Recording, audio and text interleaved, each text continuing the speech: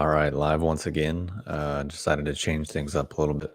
Go with the purple hoodie today, and have myself a bit of an outline that I'm going to go over and explore this idea and illustrate what I'm talking about in terms of a genuine recipe for legitimate self growth and healing.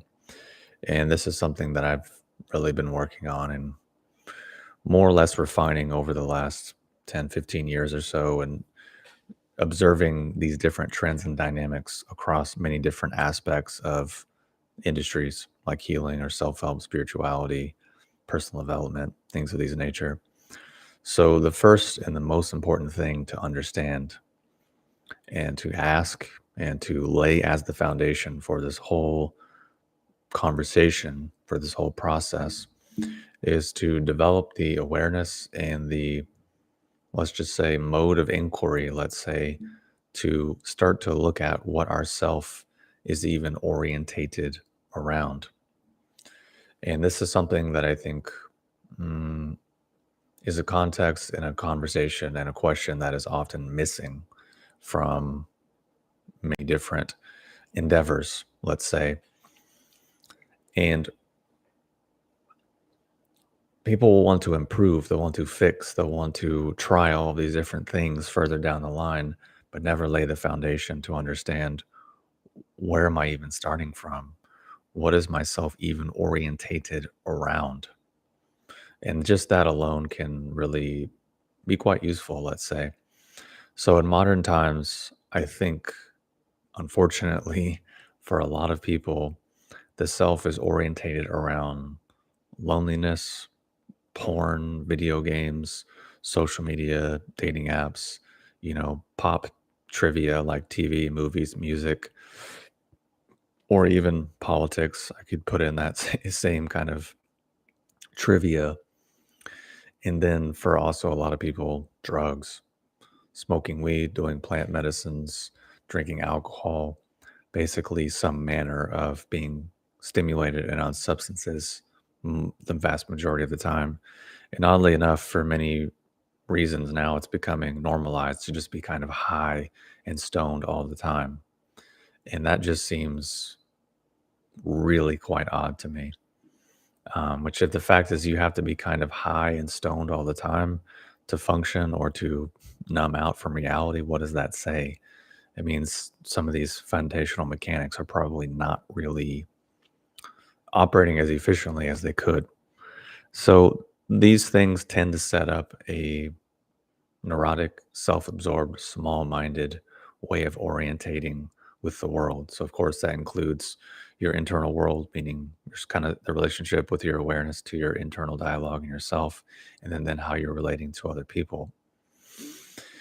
Subsequently, being a victim and being the oppressed is also a very popular orientation these days, for a lot of people, primarily, at least in my age group and the age group after mine, it tends to be mostly females, but I even see more and more men trending towards this as well, and being just much more of like a victim and being much more oppressed all the time.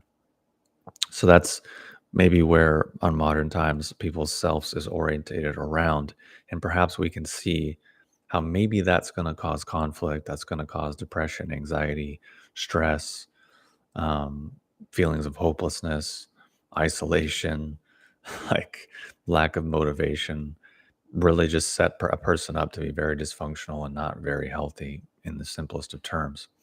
Whereas a better option might be having yourself orientated more around friends, family, a meaningful vocation, some sense of contribution to the world, some sense of contribution to the people in your lives, in the world around you, having some sense of a higher purpose for what you're doing and why you're doing it, as contrasted with the just very small-minded, neurotic, self-absorbed way that's really the almost the norm these days, that's based around like video games and media and pop culture and porn and drugs and alcohol and even pop psychology therapy, self-help sort of things.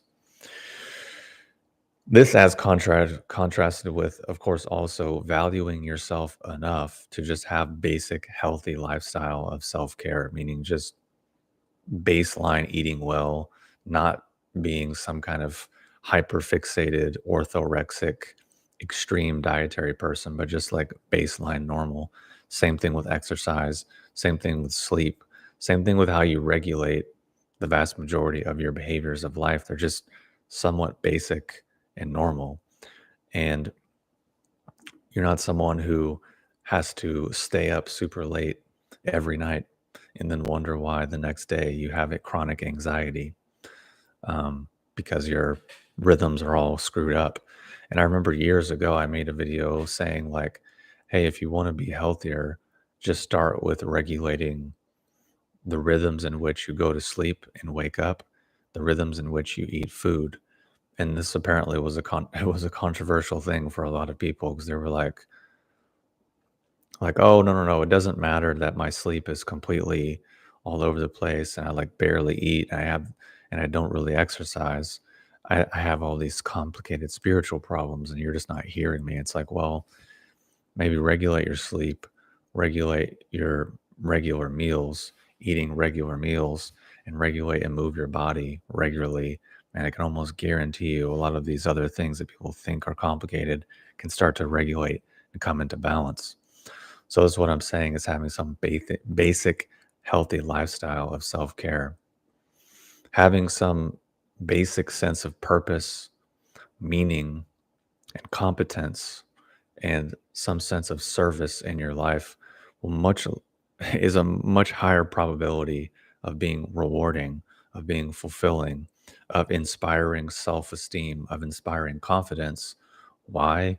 Because you're doing things that actually are supporting and nourishing and contributing to other people in your life, which is really, let's just say, a healthier option or a much likelier option to produce better results than what's the norm these days, which is just loneliness, porn, video games, social media, dating apps, TVs, movies, music, politics, drugs, alcohol, and like just more or less being kind of a neurotic, self-absorbed, small-minded kind of individual, and being a victim and being oppressed and buying into all these kinds of dynamics.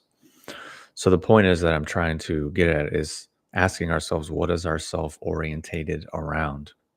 And depending on what it's orientated around, then that will very likely produce certain kinds of results, meaning certain feelings, certain beliefs, certain reward pathways in our body, which in for a lot of human history, this was just kind of common sense and normal and how things were structured.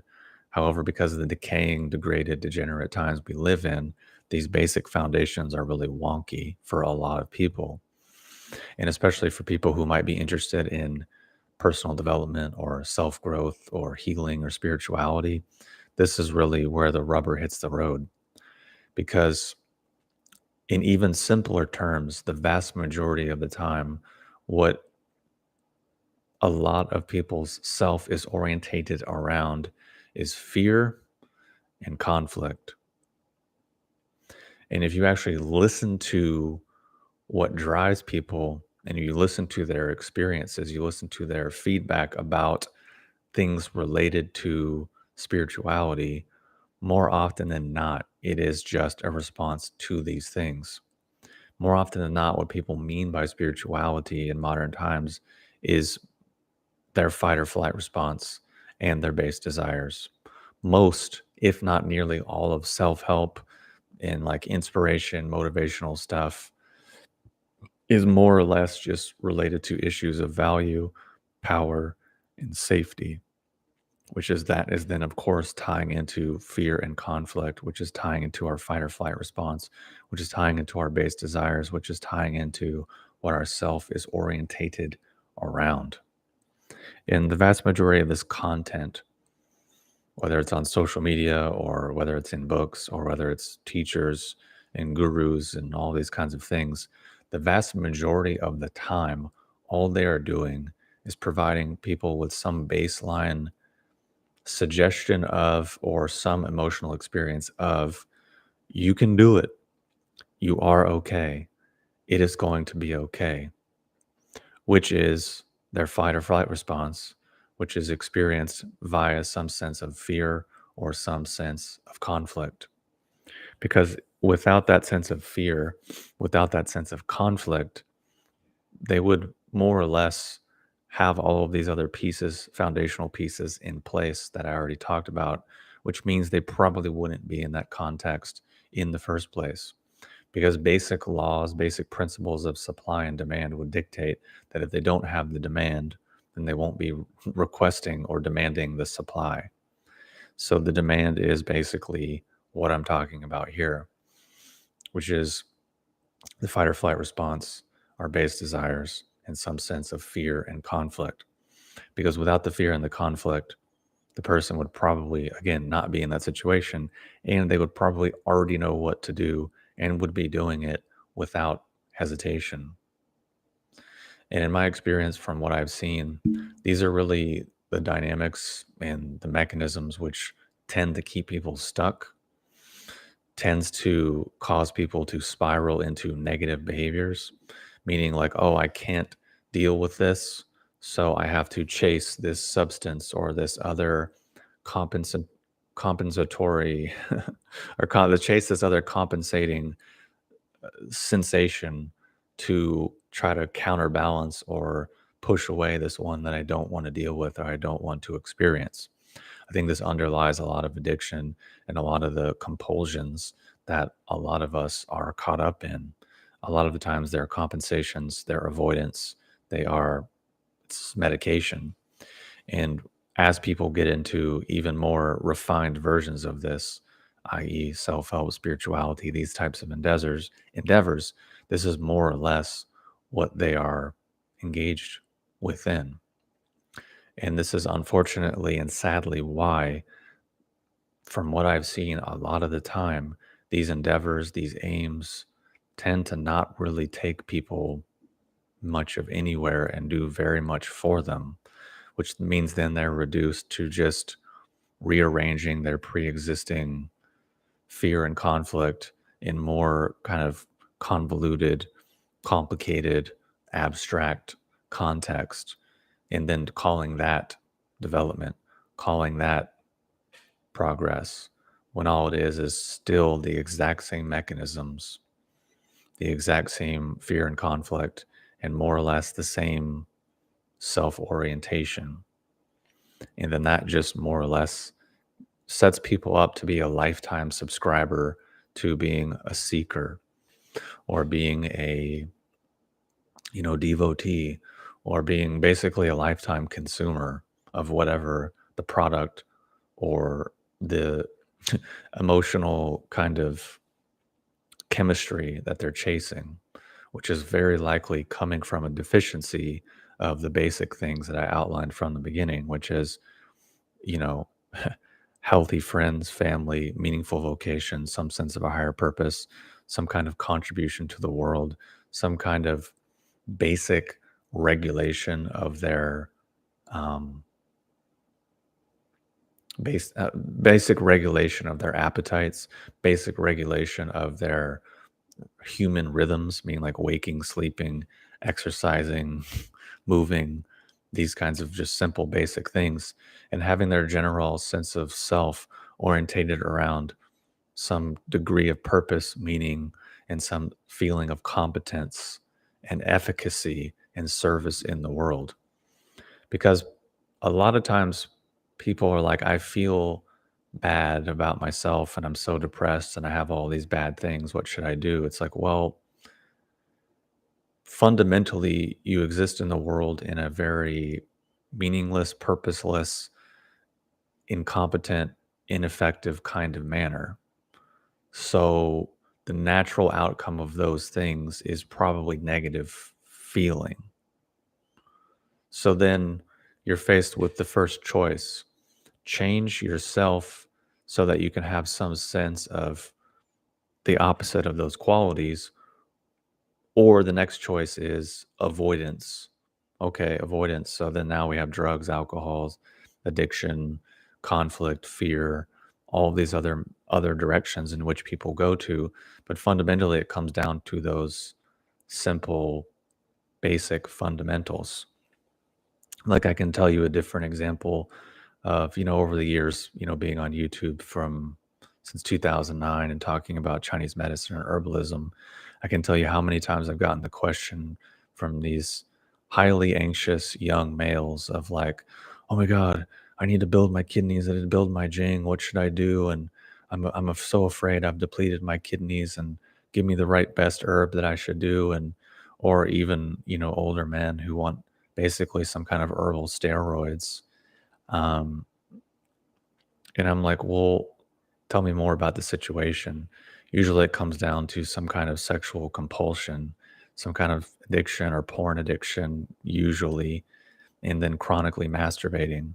And I'm like, well, the outcome of that behavior is pretty much in every common sense, real reality going to be a negative outcome. So what you're asking for is not a solution. You're asking for some way to enable and prop up that bad behavior, which is what is the core deficiency within the individual that's causing the bad behavior in the first place. Perhaps would be a more profitable, yes, uncomfortable, yes, difficult, yes, challenging mode of inquiry. But really, if you're asking for a solution, that indeed would probably be the solution.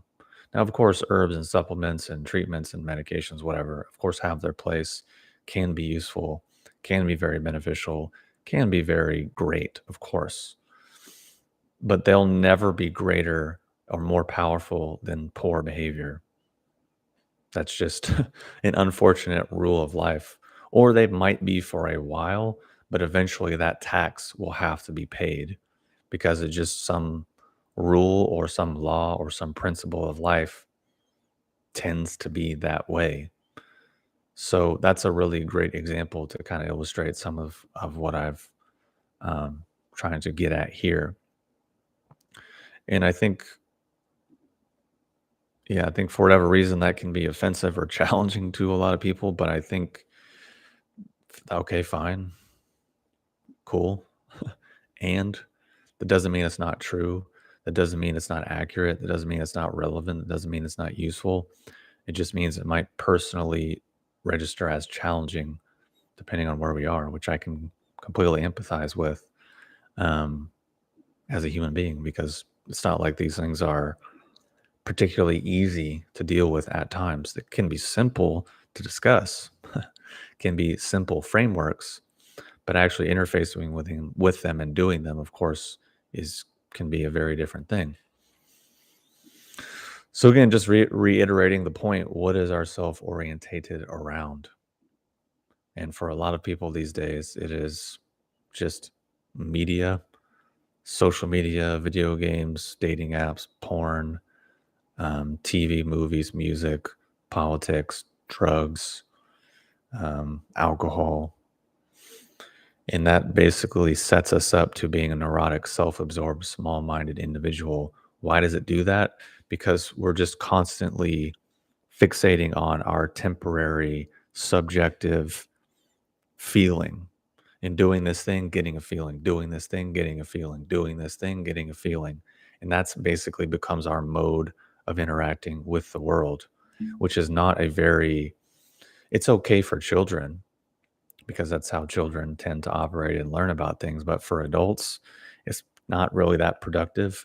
And if we're adults trying to engage in self development or personal development or growth or spirituality or healing, it's absolutely not going to be the right tool for the job. And it will never produce the right results or useful results. It will basically just be a massive glass ceiling and a massive limiting factor on anything and everything that we do, which is coincidentally why I believe that being a victim and being oppressed is such a popular identity and such a popular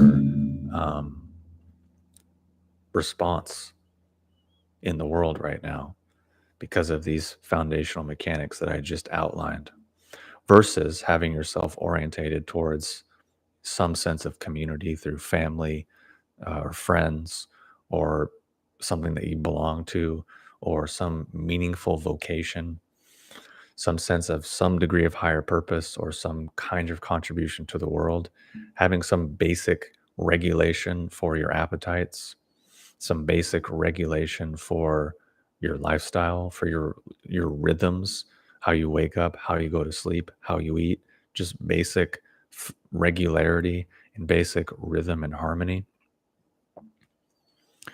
Because just as a caveat, a lot of people that, from what I've seen over the years, deal with a lot of anxiety and feeling ungrounded and feeling anxious and feeling very hyper mental stimulation. There's a big correlation between that and staying up late.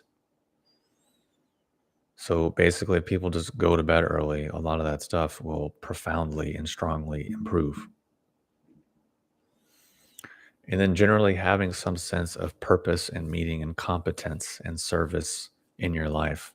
Having things that we can do that make us feel competent and effective and useful in the world will probably create a higher degree of self-esteem and self-worth than just being addicted to social media and all these other kinds of things. Whoops. It's like I forgot to turn off my notifications. uh, let's see. I got to figure out how to turn on. All right, there we go. Turn on Do Not Disturb. So yeah. So in the simplest terms, what a lot of our identity tends to be formed around and shaped around is fear and conflict. And I would just encourage people to take these things, take these ideas, take these concepts, let them percolate, let them marinate, let them germinate, let them kind of just seep in over time and see if they have truth, see if they have validity, see how often they show up. Because more often than not, what people are meaning by spirituality in modern times or healing and or these kinds of things is more or less just their fight or flight response and their base desires, which they are experiencing and being motivated by fear and conflict. And most of the content that is out there that is being created is just giving people an emotional suggestion or experience of you can do it, you are okay, and it's going to be okay, or value, power, and safety. That's in the simplest, most mechanical, straightforward of terms. That's pretty much what it comes down to. So I would just highly recommend to use that as a thought experiment, and just look and see. When you see this kind of motivational content, inspirational content, self help, spirituality content, just ask, is this value, power, or safety? Is this, I'm okay, it's going to be okay, and you are okay? Or is it, you can do it, you are okay, it's going to be okay? Which one of those three things is it, or is it all three? And I can guarantee you the vast majority of the time, it will very easily and very neatly fit into those categories. So don't take my word for it. Do your own investigation, do your own research, and see where it goes. Because I assume people are actually interested in genuinely developing, genuinely growing, genuinely changing or transforming. I assume that people are genuinely interested in healing, are genuinely interested in developing a more functional sense of self, which would then, as a natural byproduct, create those outcomes. Versus what a lot of people do nowadays is I practice self-help, I practice affirmations, I tell myself I'm okay, I tell myself I'm enough, I do all these things. It's like, well, if you have to tell yourself you're all those things, then you're not those things. If you have to constantly affirm it, it means you probably aren't it. Means you probably are still suffering from that deficiency, and you're probably just creating more resentment and conflict in yourself because at a certain level you know it's not true. So you're divorcing yourself from reality, which means you're lowering your integrity, you're lowering your moral fabric, which is making you weaker. You're building more resentment. So you're telling yourself you're developing in a positive way, but you're developing in the wrong way. And I think, sadly and unfortunately, a lot of times this is what people are doing. And I think this would more or less explain a lot of the people I've met over the last 8 years in Portland, especially, that will tell me how amazing their therapist is and all this amazing healing work that they've done. But then they still basically have all the same problems. They have the same symptoms. They have the same issues. They have the same disease, or their nervous system is fundamentally wonked out. But then they tell themselves it's the opposite. Um, so this is just what I've seen, what I've observed. After doing a lot of stuff for myself, not getting many results, doing something different things for myself, getting results, looking at other people that have achieved results, looking at other people that are actually healthy and functional, looking at people that are not healthy and functional. And then from those various perspectives, trying to isolate out certain mechanics, certain principles, certain dynamics, and then applying them in my own life and sharing them with you now. And for some people, I guess that's mean, harsh, critical, judgmental. It means I don't have empathy, or it means I'm a know-it-all, or whatever. And cool. If that's how you feel about me and what I share, then I'm kind of confused as to why you would even engage with my content in the first place. Why even watch videos or subscribe to my channel if this is what you believe about me? Even though I don't really believe that that is, it's not how I see it. It's not my opinion. But if that's someone's accusation to try and, I don't know, devalue or demean or put down or interrupt whatever it is I'm saying or doing, then that's fine. I accept it. I just have very little respect or regard for that particular opinion and for that way of interacting with the world. Um, because, personally speaking, I see a lot of things that I don't agree with, but I more so look at it from how or why did that person get to that place to begin with, and where were the errors and where did they go wrong? And I kind of leave it at that. I don't necessarily demean their personal character or, throw feces at them because I don't like or agree with what they say.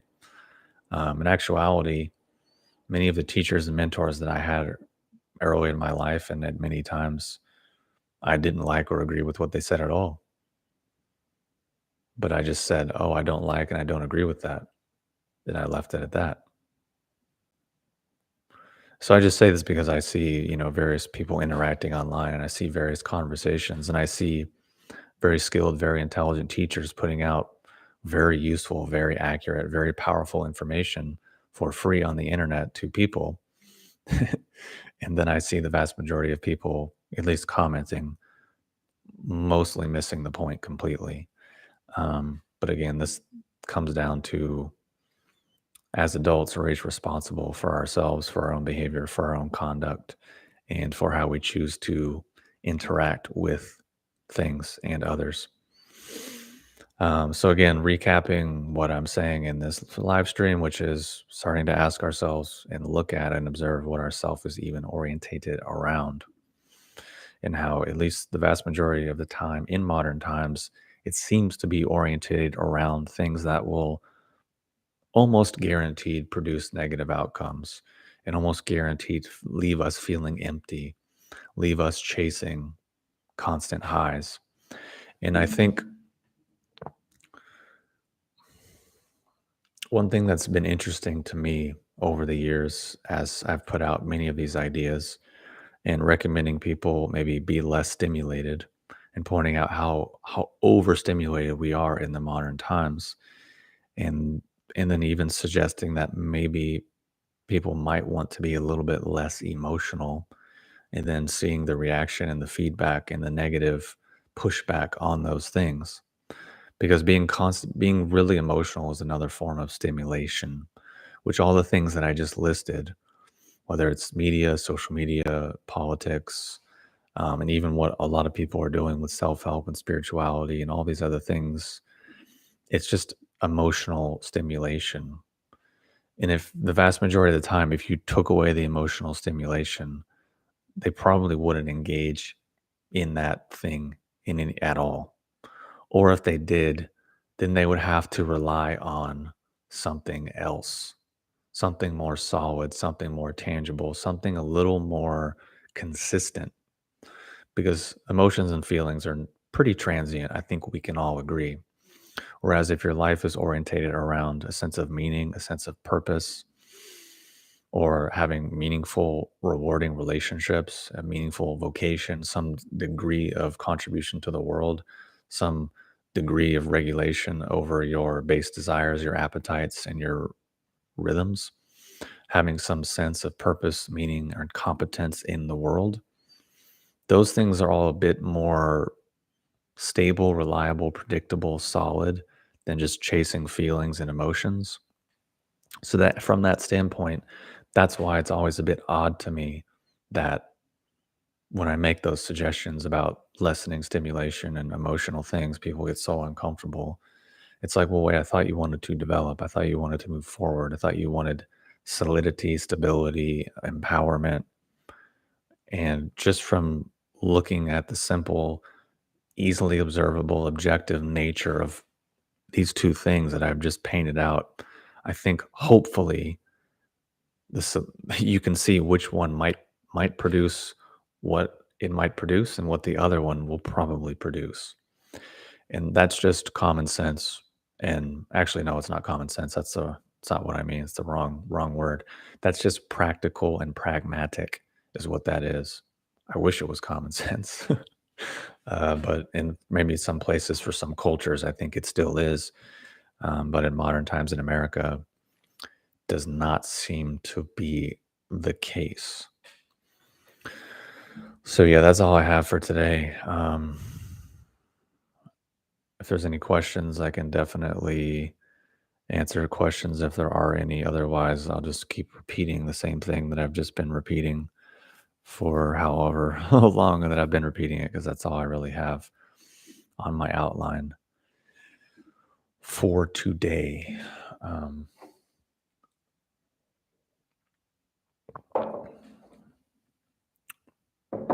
so yeah, thanks for the people that showed up for the impromptu, unscheduled live stream. Hopefully, this one will be useful and can give some degree of accurate insights and useful information. And it's basically only as useful as you make it, which is ultimately what it comes down to, which is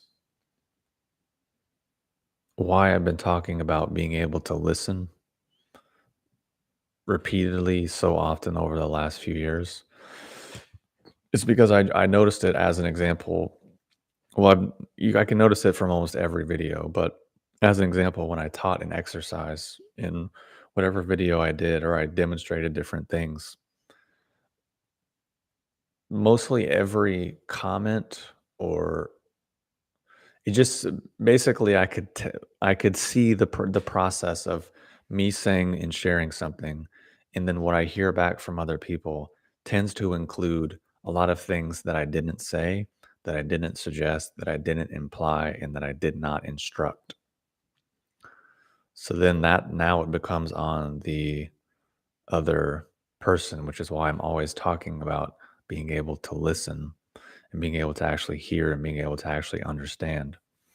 Because at least I can, as an example, I was talking about the video of like releasing the nerves and doing these things. And there was a bunch of people being like, oh, how do you do the nerve pulling? Oh, I pulled on my nerves. Oh, I'm going to pull my nerves. Can you teach me the nerve pulling? And it's like I said probably 15 times in that video, it's not a technique. It's not an exercise. It's a side effect of a certain mental quality that's developed over many years of a process. And I'm pretty sure I never said the word pulling. And I never said I was pulling on a nerve. Like like I would pull on this. I never said any of those things. I didn't imply it. I didn't suggest it.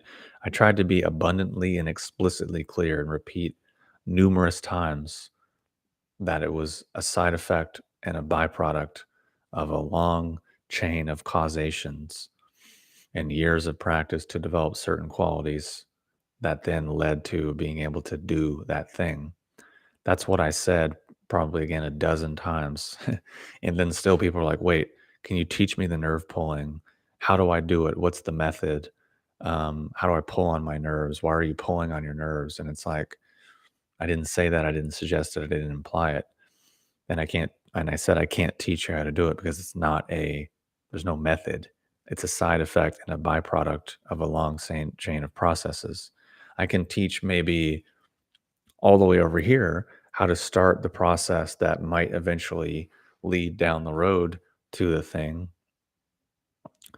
But basically, I'm just saying that as an example of how when people hear things, they add so many things to it that are usually have absolutely nothing to do with what myself or someone else might be sharing or putting forward. Um, Even what I'm talking about, yeah, I'm not talking about people pulling on my nerves or whatever. Um,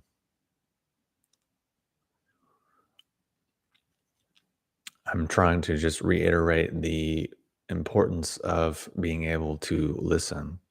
And I'm saying this as it relates to everything that I spent 30 minutes talking about with this video and why I try to repeat myself and you try to be clear with words so that at least I can look back and say, yeah, I said what I meant and I meant what I said and I said it in as most clear and direct way as I possibly could to hopefully get the point across and to hopefully minimize confusion to whatever degree I can possibly can do because you can only control what you can control. What I can't control is another person's mind and their nervous system and how they want to do it. And I can just tell you on a personal level, for a lot of people, this is a big stumbling block. This is why they don't progress. This is why they don't succeed. This is why they can't hear or understand or communicate with other people. And it's why they can't communicate themselves to other people is because they can't listen. Because the vast majority of the time when I hear people talk in a lot of different contexts, could be a business scenario, could be health, could be just people conversing, at a bar or at a restaurant. Mostly it's a bunch of irrelevant stuff jumping around what kind of sort of might be the point, jumping around and swirling around. And then it's just basically reflecting their mind is not organized, it's not structured, it's not orderly, it's not linear, it's not logical, it's not 1 plus 2 plus 3 plus 4 plus 5. Da, da, da. It's just this swirl of chaos and like who knows what. Um, and part of that is just called intelligence.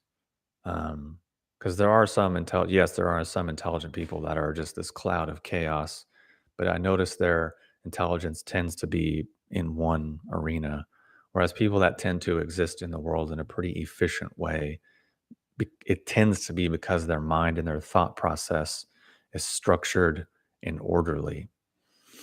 And I can say that just from those things and just from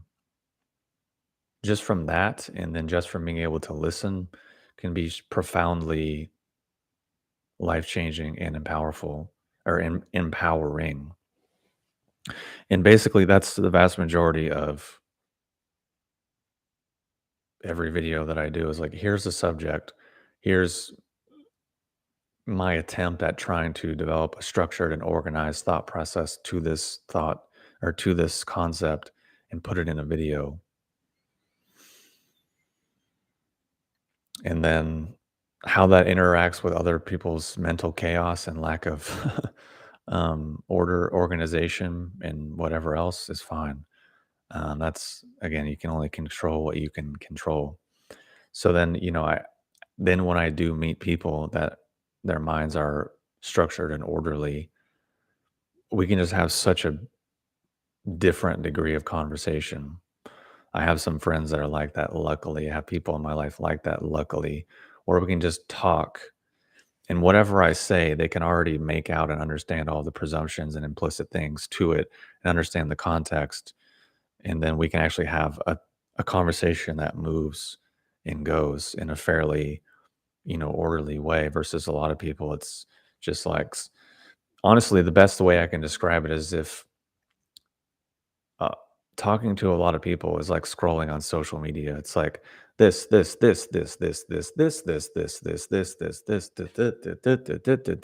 It's like, whoa. I remember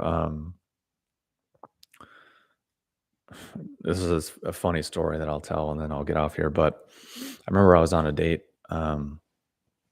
with this lady and she kept like being on her phone.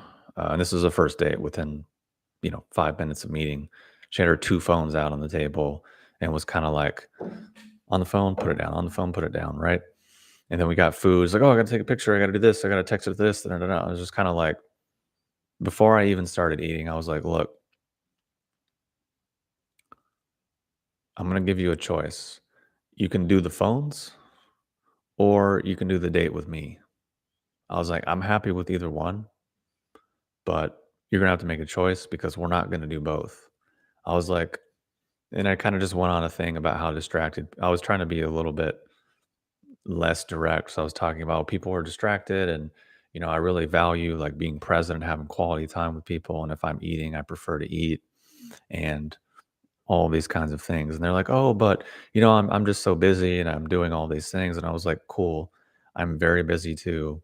I have a lot going on myself. And I'm sure if I pulled out my phone, there's people that are communicating with me. I'm sure if I open my work email, there's things that I need to do.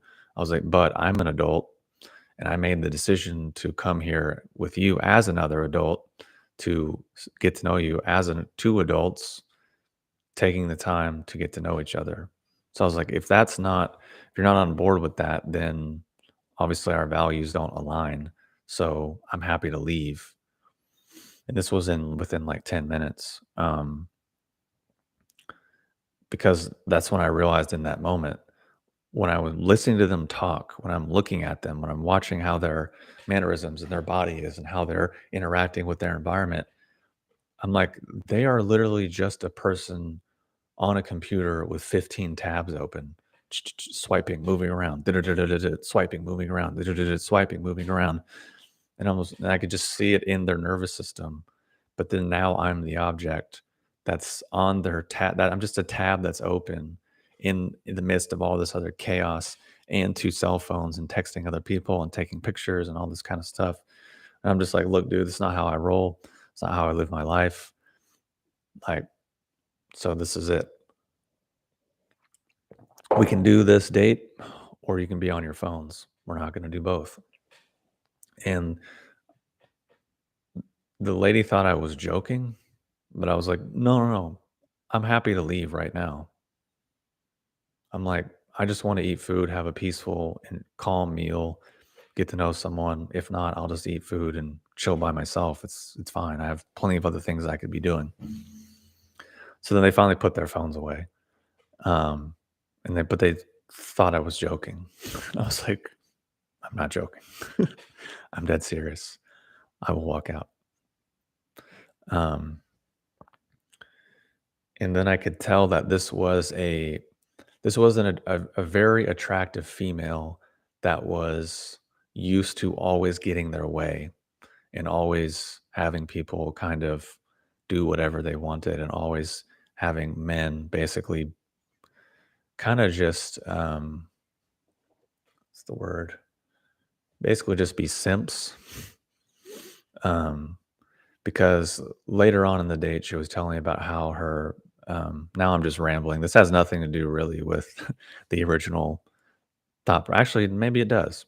We'll circle it back. So later on, she's talking about how most of her best friends, if not all of her best friends, are guys. And I was like, that definitely tracks um, based on previous behavior that I'm seeing, right? And then I'm like, I was like, "Well, why are most of your friends guys?"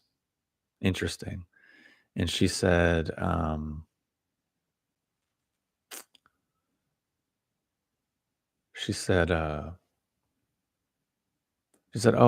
I just find men are so much more emotionally available than women." And I was like, "What?" It's like, that's not the response that I was expecting. But then I listened and I learned more and I realized what she meant by emotionally available was more or less them being willing to be emotionally manipulated and controlled by her. So she's telling me more about how her best friends are guys, and I was like, "Well, are they gay or straight?" She was like, I have one guy friend, but then the rest are straight." And I was like, "Okay, so just so you know, these guys are not your friends. They're just hovering around you, hoping that someday you'll have sex with them." And she was like, "Oh, no, no, no, that's not true. Like, we love each other. Like, we're best friends." And I was like, "No, dude. From one guy to another, they are just hovering and orbiting and hoping that someday you'll give them the chance, right?" And I was like, "I guarantee you, if you picked up your phone right now and you sent them a message and you said, 'Hey, I'm home alone. Come over. Let's get it on.'" I was like, "I guarantee you they would all drop everything and whatever they're doing and head to your house immediately." She kind of paused and she was like, "You're right, actually." She was like, "Yeah, they definitely would." And I was like, "I know. They're not your friends. They're just hovering." So then as I reflected on the date more, I could tell firstly she was used to people giving her away all the time, and especially men, because she was an attractive woman who was intelligent enough to know how to be manipulative and intelligent enough to know how to give just enough attention and just enough validation to kind of keep you kind of leaning in, just enough to engaged, but not enough to actually be anything. And then that date ended with her talking about how she could be very manipulative and be very persuasive and how she knew how to get what she wanted because we walked by some restaurant or something and she was like, "Oh yeah, I called this restaurant one time and they said they didn't offer this food for, I don't know, for catering or for like takeout or something." And she was like, "No, I got them to give it to me." She was like, "I can be very persuasive and manipulative when I want to be." And I was like, "Well, I'm glad you just you just said out loud exactly my takeaway from this entire interaction."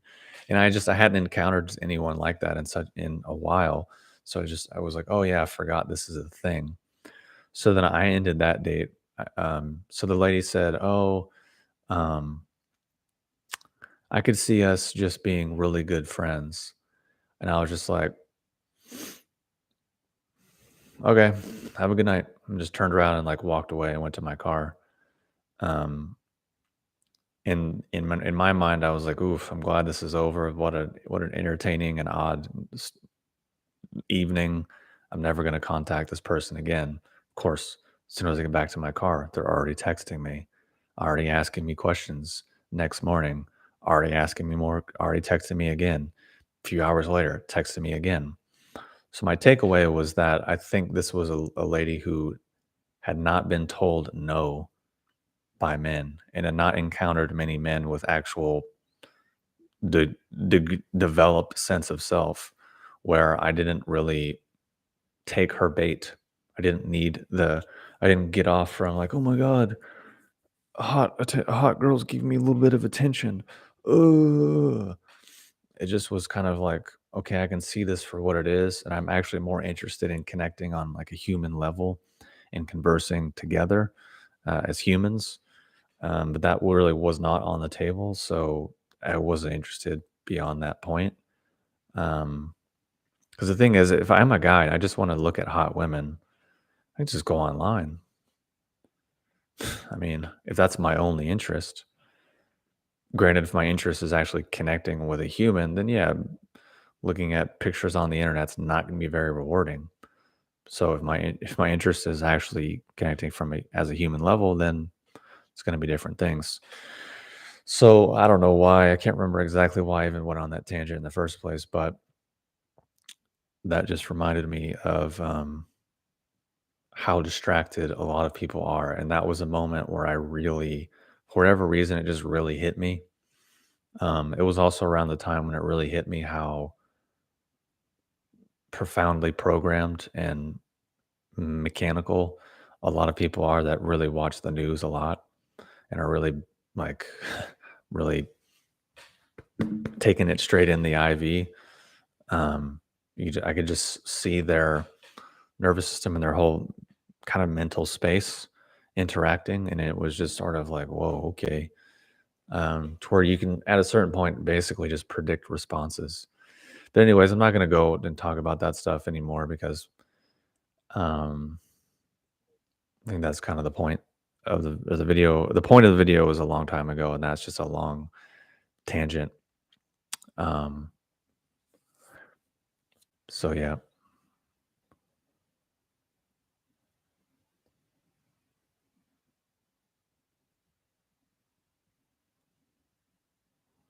yeah. What did they?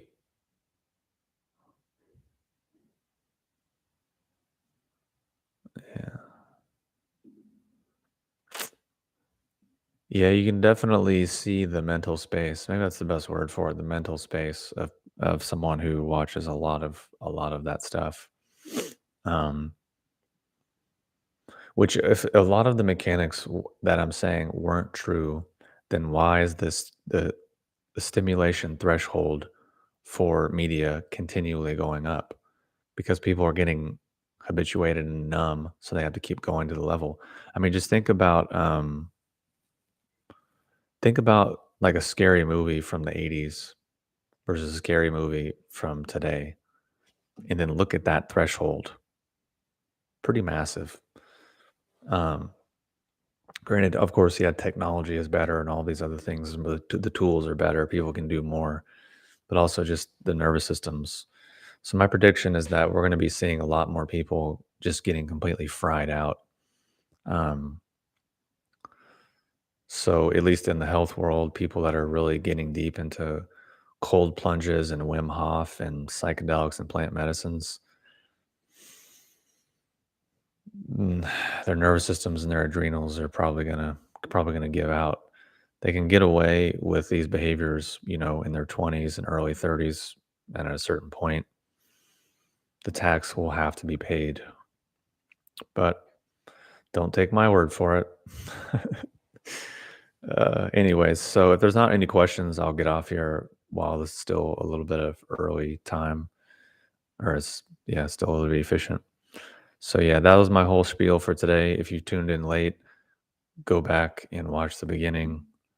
Um, Basically, what is our self orientated around? A lot of it is fear and conflict. And yeah, not going to repeat it again. Thanks for everyone who tuned in and for posting your questions and for engaging in the chat. I highly recommend watching at least the first 20 minutes because I just repeated myself numerous times after that. So, anyways, thanks again for all your support. Thanks for tuning in and enjoy the rest of the day or night wherever you happen to be on the planet. And I will see you in the next one.